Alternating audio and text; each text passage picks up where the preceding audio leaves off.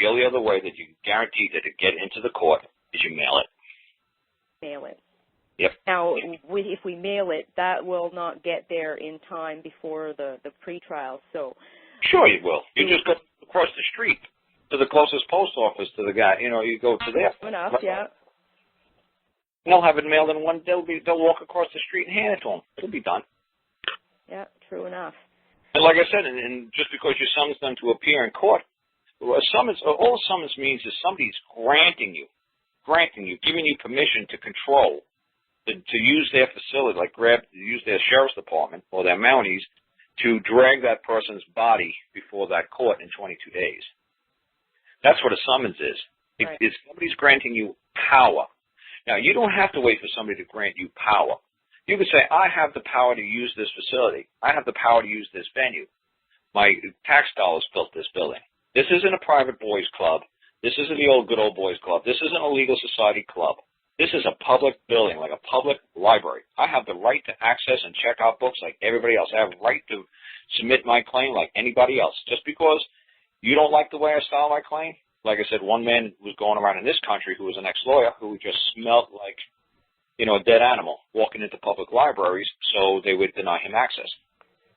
So when they would deny him access, he'd sue him. And he was making a living going around suing libraries. Because you can't deny the public the right to access the library. You can't deny the public the right to access the courts. You can't do it. So if they won't file our paperwork, we would basically say, well, we're going to sue you. Well, no, there's two steps you got to do. First, you got to say to them, are you the court clerk? Because there's a different, the clerk of the court is just a subordinate officer of the court clerk. Court clerk is, to me, is the lady who really runs that show. Right. Not really the head judge, because they come and go. But that court clerk lady, she'll be there for 20, 30, 40 years. She ain't going nowhere. Right. She runs the show. She's the one who's supposed to pay the judges. She's the one who's supposed to do all the accounting. She's the lady who's really in charge of everything. She makes the magic happen. So what happens is there's a case here in the United States, and a man did that. He said that he was locked up for failing to pay child support. His wife went into family court. He didn't appear. She won custody of the kids and moved like half a country away. And he said the clerk of the court wouldn't accept his paperwork, so I'm suing her for failing to accept my paperwork. So it went all the way up to the Supreme Court.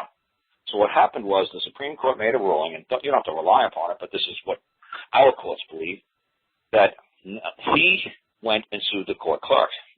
What he should have done is also, they said there's two branches of a court, the court clerk side and the judicial side. So what he should have done then is not only made the court clerk aware that she was interfering with his right to access the court, the people's court, but he should have went to the chief judge and said, well, technically the chief judge is the highest officer that's carrying the bond for everybody in that court, including the clerk. So he should have went and said, I've told the court clerk, if you interfere in my right to access this court, I'm going to have to sue you. And then you're going to have to also tell the chief judge, you have a subordinate officer called court clerk. This woman is interfering in my right to access a public court. If you do not control, train, monitor, and discipline your subordinate, I'm also going to have to add you to my suit. So the Supreme Court of the United States said because he failed to let the chief judge know that what his subordinates were acting out of order, he had no right to sue the court. So you got to keep going up and up and up. Just like, look, I got this all covered. I got the court clerk, and I got the chief judge. What more do you want me to do? And then the Supreme Court said, well, then we'd give you the right to, then we'd accept the belief that you can sue because you made the top dog aware of what is going on. So we would serve, so basically we could use that pre-trial hearing to go in and we serve our own claim ourselves to respondent? Well, the first thing is give them an order to cease and desist, and it is basically saying, prior to me filing a lawsuit, this is a perfect opportunity to give you a notice to cease and desist and to return our property immediately before we have to move this into a court and for the matter to be determined before a trial by jury, which is I'm going to vote as is my right. There you go. Nice little cease and desist thing. There you go.